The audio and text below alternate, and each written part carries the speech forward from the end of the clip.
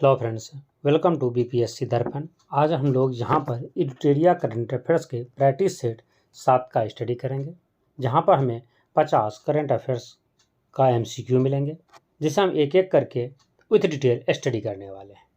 यह हमारा editorial current affairs का जो वार्षिकांक है उसका है, जिसमें अगस्त 2023 तक के मोस्ट अपडेटेड करंट अफेयर्स हैं।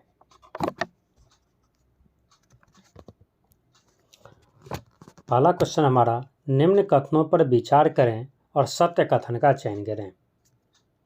भारत नवीकरणीय ऊर्जा स्थापित क्षमता में विश्व में 5वें स्थान पर है। यह गलत है। भारत चौथे स्थान पर है।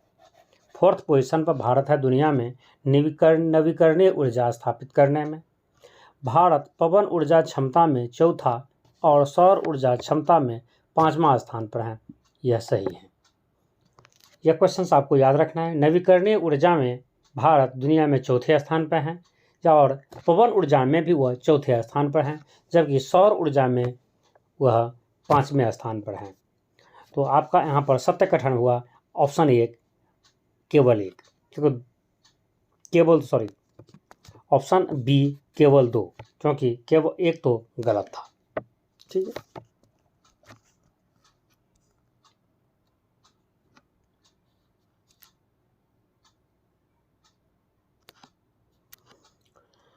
जॉब फॉर रिजिलियंस रिपोर्ट प्रकाशित किया जाता है। यह किसके द्वारा प्रकाशित किया जाता है? तो यह विश्व बैंक के द्वारा प्रकाशित किया जाता है।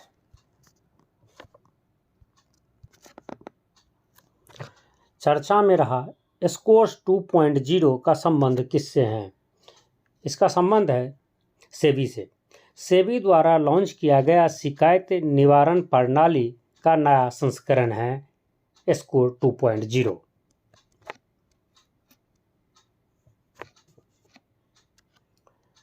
ग्लोबल यूनिकॉर्न इंडेक्स 2024 के संबंध में निम्नलिखित कथनों पर विचार करें और असत्य कथन ढूंढें।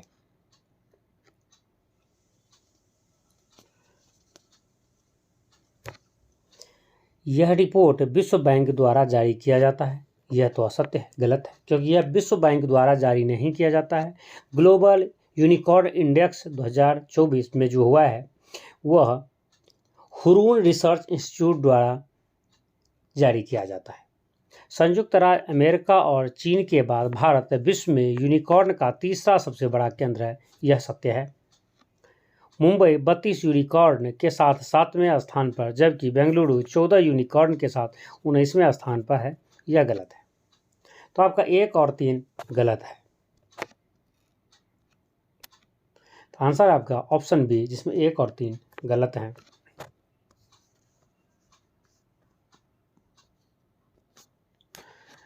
निम्न कथनों पर विचार करें और सत्य कथन का चयन करें। विश्व का प्रथम साइबर अपराध सूचकांक ऑक्सफोर्ड विश्वविद्यालय और यूएनएसडब्ल्यू कैनबरा द्वारा प्रकाशित किया गया है। यह सत्य है। पहली बार साइबर अपराध सूचकांक जारी किया गया है, जो ऑक्सफोर्ड विश्वविद्यालय और यूएनएससी कैनबरा द्वारा जारी किया गया है। यह सत्य है। भारत ने रैंकिंग में 10वां स्थान प्राप्त किया है, जबकि प्रथम स्थान एवं द्वितीय स्थान रूस और यूक्रेन को है। मतलब साइबर अपराध सूचकांक में भारत का 10वां स्थान है, जबकि रूस पहले और दूसरे स्थान पर यूक्रेन है। साइबर अपराध सूचकांक में भारत को 6.13 अंक मिला है। यह भी सत्य है। सबसे अधिक साइबर आपराधिक खतरे में भारत शीर्ष पर है। यह सरासर गलत है। यह तो गलत होगा, क्योंकि पहले स्थान पर रूस है। तो इसके अनुसार कथन 1, 2, 3 सही हैं, चौथा गलत है। सत्य कथन आपको चूज करना है। तो आपके अनुसार आंसर होगा ऑप्शन ए, केवल 1, 2, 3 ही सत्य हैं।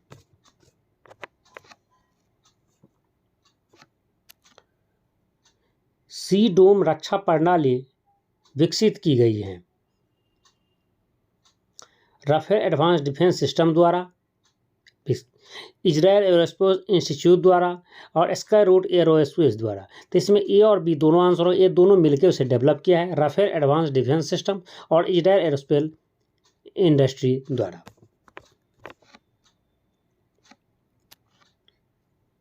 चर्चा में रहे नेक्स कार 19 कार टी का संबंध किससे है?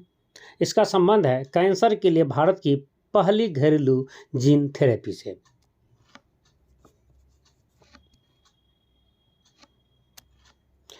निम्न कथनों पर विचार करें और सत्य कथन का चयन करें। आकाश तीर परियोजना डिजिटलीकरण के माध्यम से वायु रक्षा नियंत्रण और रिपोर्टिंग प्रक्रियाओं को स्वचालित करने का प्रयास है। यह कथन सत्य है।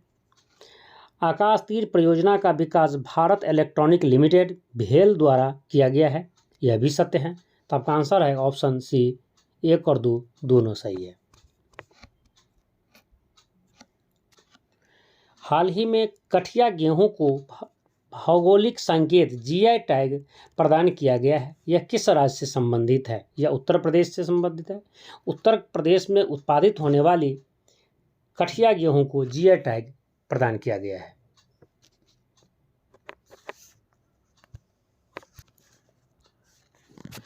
निम्न युग्मों पर विचार करें और उपरोक्त में से कितने युग्म सही हैं? चलिए देखते हैं। जूडिथ सुमिनवा तुलुका कांगो के पहली महिला प्रधानमंत्री बनी हैं। यह सत्य है। जूडिथ सुमिनवा तुलुका जो है कांगो की पहली महिला प्रधानमंत्री बनी है। श्रीनिवास पलिया विप्रो के सीईओ और एमडी बने। यह भी सत्य है। राकेश मोहन विश्व बैंक के आर्थिक सलाहकार पैनल में नियुक्त हुए हैं। यह भी सही है। तो आंसर होगा सभी तीनों ही ऑप्शन सही हैं।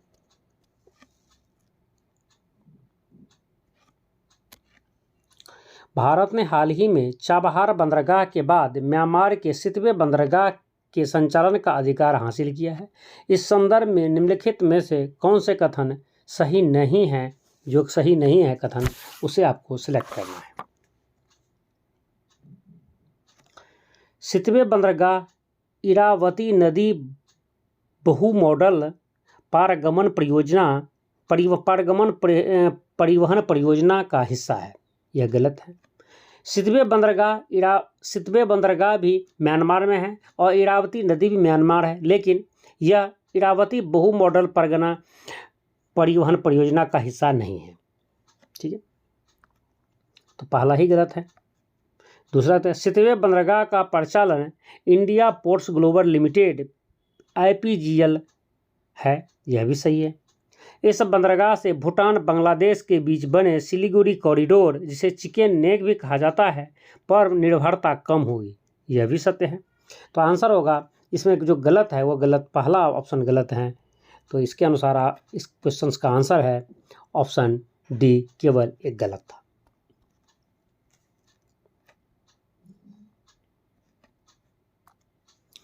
हाल ही में भारत सहित अन्य देशों के वैज्ञानिकों ने कैलिस्टो उपग्रह पर ओजोन की उपस्थिति का पता लगाया है। यह किस ग्रह का उपग्रह है? यह बृहस्पति का उपग्रह है। आपसे यहाँ पर सीधे इस टाइप से क्वेश्चन पूछा जा सकता है कि कैलिस्टो उपग्रह इनमें से किसका उपग्रह है? तो यह बृहस्पति का उपग्रह है। या ऐसे क्वेश्चन पूछ सकता है बृहस्पति के इनमें से किस ग्रह पर ओजोन की उपस्थिति का पता चला है? तो यह कैलिस्टो उपग्रह पर।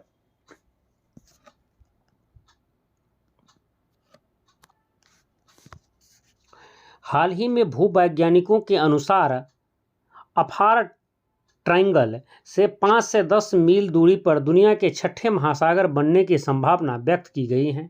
अफार ट्रायंगल के संदर्भ में क्या सही है? यह पश्चिम अफ्रीका में ग्रेट रिफ्ट वैली का हिस्सा है। यह गलत है, यह हिस्सा नहीं है इसका। यह न्यूबियन, सोमालिया और अरब प्लेटों के अभिसरण पर स्थित है। यह सही है। इसकी सीमा इथोपिया पठार, दानकील ब्लॉक, सोमाली पठार और अली सबाह ब्लॉक से लगती है। यह सत्य है। तो इसके अनुसार आंसर होगा ऑप्शन बी, 2 और 3 सही हैं।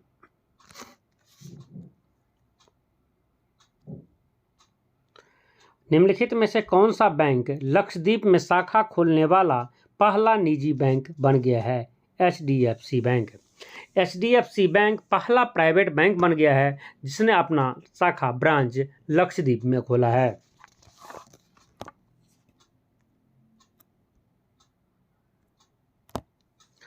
सुविधा पोर्टल का क्या उद्देश्य है? सुविधा पोर्टल का उद्देश्य है स्वतंत्र, निष्पक्ष और पारदर्शी रूप से चुनाव कराने के लिए सभी राजनीतिक दलों को समान अवसर प्रदान करना।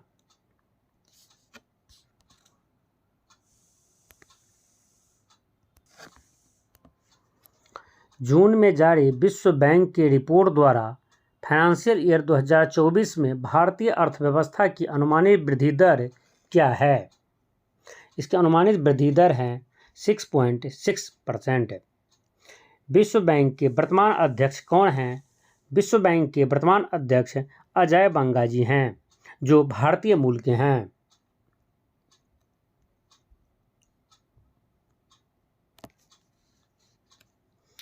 अंतर्राष्ट्रीय प्रवासन संगठन IOM द्वारा जारी विश्व प्रवासन रिपोर्ट 2024 के संदर्भ में कौन सा कथन सत्य है? भारत विश्व में सबसे अधिक संख्या में अंतर्राष्ट्रीय प्रवासियों लगभग 18 मिलियन का उद्गम स्थल है। यह सत्य है। 2022 के अंत तक विस्थापित लोगों की संख्या 117 मिलियन तक पहुंच गई थी। यह भी सत्य है। भारत को 2022 में सबसे अधिक 111 बिलियन अमेरिकी डॉलर का धन प्रेषण प्राप्त हुआ। यह भी सही है। तो इसका आंसर होगा ऑप्शन डी, उपयुक्त सभी।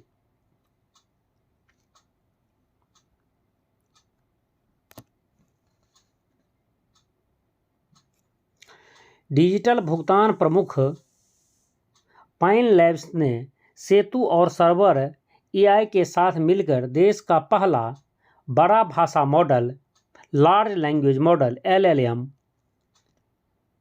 विकसित किया है, जिसका नाम है सेसमी। ठीक है, जो विशेष रूप से बैंकिंग, वित्तीय सेवाओं और बीमा क्षेत्र के लिए डिजाइन किया गया है।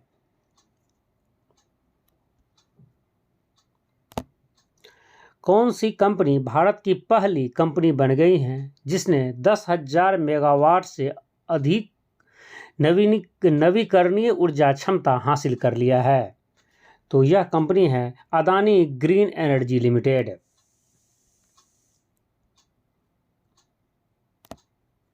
अप्रैल 2024 में 2 दिवसीय सुरक्षा अभ्यास सागर कवच कहां आयोजित किया गया? यह लक्षद्वीप में आयोजित किया गया है। 2024 में लक्षद्वीप में सागर कवच नाम से द्विदिवसीय सुरक्षा अभ्यास लॉन्च किया गया था, आयोजित किया गया था।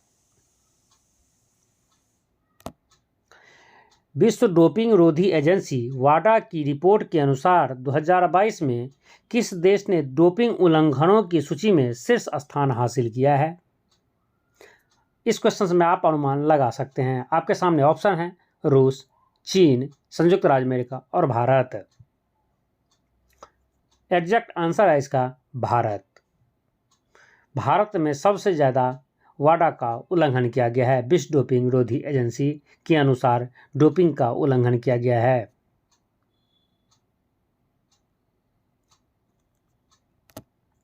भारत में किस राज्य में सर्वाधिक GI टैग पंजीकृत उत्पाद हैं? तो यह राज्य है उत्तर प्रदेश।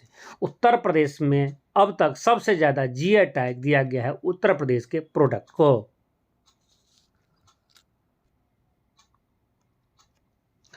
भारत ने यूरिया आयात बंद करने की योजना किस वर्ष तक घोषित किया है? भारत यह घोषणा 2025 तक के लिए किया है। केरल विश्वविद्यालय के पुरातत्वविदों ने हाल ही में कहां पर 5200 वर्ष पुराने हड़प्पा युग के बसे हुए क्षेत्र की खोज की है? तो यह गुजरात में किया है। केरल विश्वविद्यालय के पुरातत्वविद को गुजरात में 5200 वर्ष पुराना हड़प्पा युगीन बसे हुए क्षेत्र का पता चला है, जो गुजरात के कच्छ जिला के पारता बेट में स्थित हैं। चाबहार बंदरगाह के बाद किस बंदरगाह को कार्यान्वित करने के लिए विदेश मंत्रालय ने हाल ही में मंजूरी दी है? तो यह बंदरगाह है सितवे बंदरगाह। यहाँ से 2 क्वेश्चंस और आप याद रखेंगे। पहला, चाबहार बंदरगाह जिसे भारत सरकार द्वारा बनाया जाता है, वहाँ के शहीद बेलिस्ती पोर्ट को, जो चाबहार बंदरगाह ईरान में है, और यहाँ पर सितवे बंदरगाह को भी भारत सरकार द्वारा डेवलप किया जा रहा है। जो सितवे बंदरगाह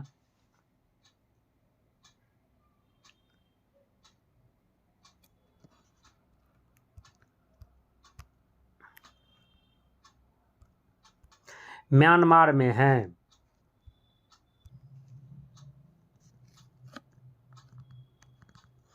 किस भारतीय विश्वविद्यालय को QS वर्ल्ड यूनिवर्सिटी रैंकिंग 2024 में भारतीय संस्थानों में सबसे ऊपर रखा गया है? वह है JNU जवाहरलाल नेहरू यूनिवर्सिटी।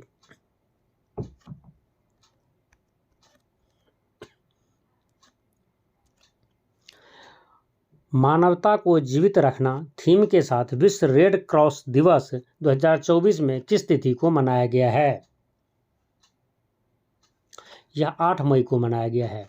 मतलब रेड क्रॉस दिवस हर साल 8 मई को मनाया जाता है, और इस साल 2024 का थीम है, विषय है इसका, मानवता को जीवित रखना। भारत का पहला अंतरिक्ष पर्यटक और राकेश शर्मा के बाद अंतरिक्ष जाने वाला दूसरा भारतीय कौन होगा? यह होगा गोपी थोटकुरा। गोपी थोटकुरा अंतरिक्ष में जाने वाले दूसरे भारतीय होंगे, और जबकि पहला अंतरिक्ष पर्यटक होंगे। यह पर्यटक के रूप में अंतरिक्ष देखने जाने वाले हैं। भारत का पहला कृत्रिम बुद्धिमत्ता आधारित फिल्म जिसका ट्रेलर हाल ही में लॉन्च किया गया है, इसका नाम है इराह, IRAH। निम्नलिखित में से किस टीम ने इंडियन सुपर लीग 2023-24 के फाइनल में मोहन बागान सुपर जायंट को 3-1 से हराकर खिताब अपने नाम कर लिए हैं? तो वह टीम है मुंबई सिटी FC।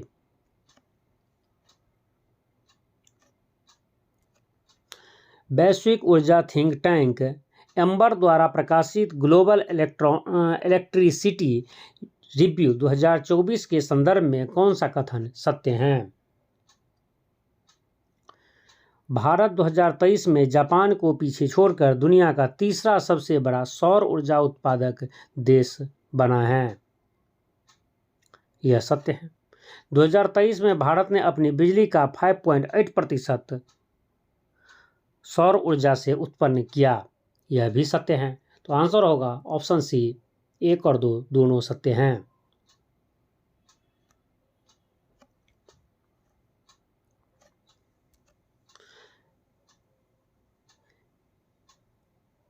TSAT-1A उपग्रह के निर्माण में टाटा एडवांस सिस्टम लिमिटेड ने किसके साथ सहयोग किया है?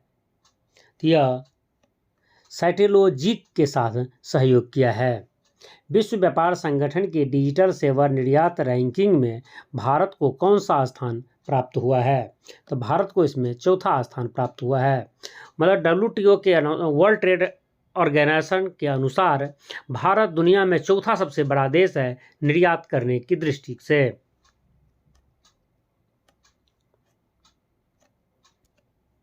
प्रधानमंत्री नरेंद्र मोदी अमेरिका के किस प्रसिद्ध मैगजीन में छपने वाले भारत के दूसरे प्रधानमंत्री बने हैं? इस मैगजीन का नाम है न्यूज़वीक। हाल ही में न्यूज़वीक ने प्रधानमंत्री मोदी को अपने मैगजीन में जगह दिया है। उत्तर प्रदेश का पहला ग्लास स्काईवॉक ब्रिज कहाँ बनाया गया है? तो यह चित्रकूट में बनाया गया है। चित्रकूट में बनने वाले स्काईवॉक ब्रिज उत्तर प्रदेश का ऐसा पहला ब्रिज है।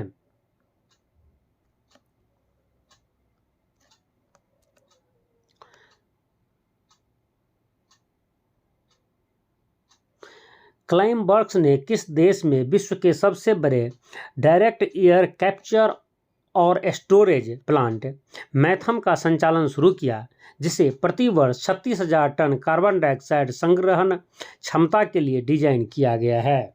यह आइसलैंड में किया है।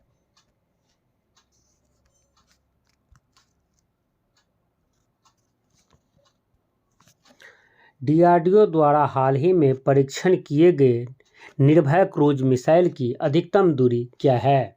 इसकी अधिकतम दूरी है 1500 किलोमीटर। हाल ही में किस देश ने भारत से ब्रह्मोस सुपरसोनिक मिसाइल प्राप्त करना शुरू किया है? तो यह देश है फिलीपींस। हाल ही में भारत सरकार ने फिलीपींस को ब्रह्मोस सुपरसोनिक मिसाइल दिए हैं, जो ब्रह्मोस भारत और रूस की सहयोग से बनाया जाता है। हिंदुस्तान जिंक लिमिटेड ने हाल ही में वैश्विक चांदी उद्योग में क्या उपलब्धि हासिल की है? विश्व में तीसरा सबसे बड़ा चांदी उत्पादक का दर्जा हासिल किया है।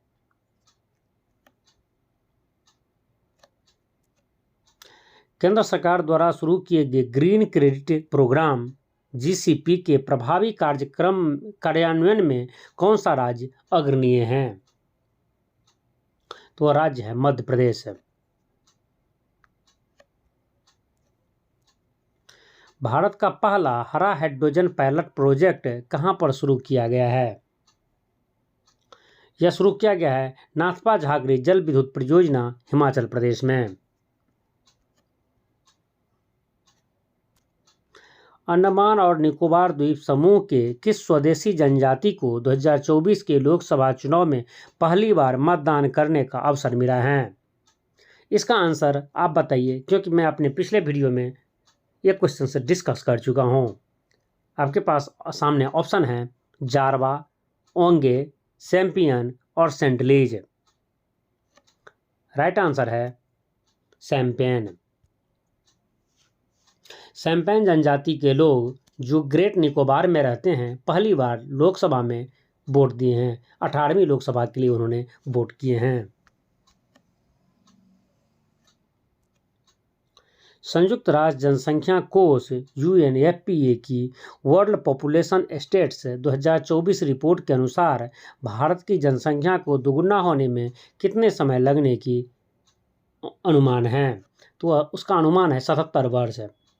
मतलब यूएनएफपीए के अनुसार भारत अगले 77 वर्ष में दुगुनी जनसंख्या, जितनी आज है जनसंख्या उसकी दुगुनी हो जाएगी। उड़ीसा में किस जनजाति समूह ने लोकसभा चुनाव का बहिष्कार करने का फैसला किया था? यह जनजाति हैं डोंगरिया कौंध।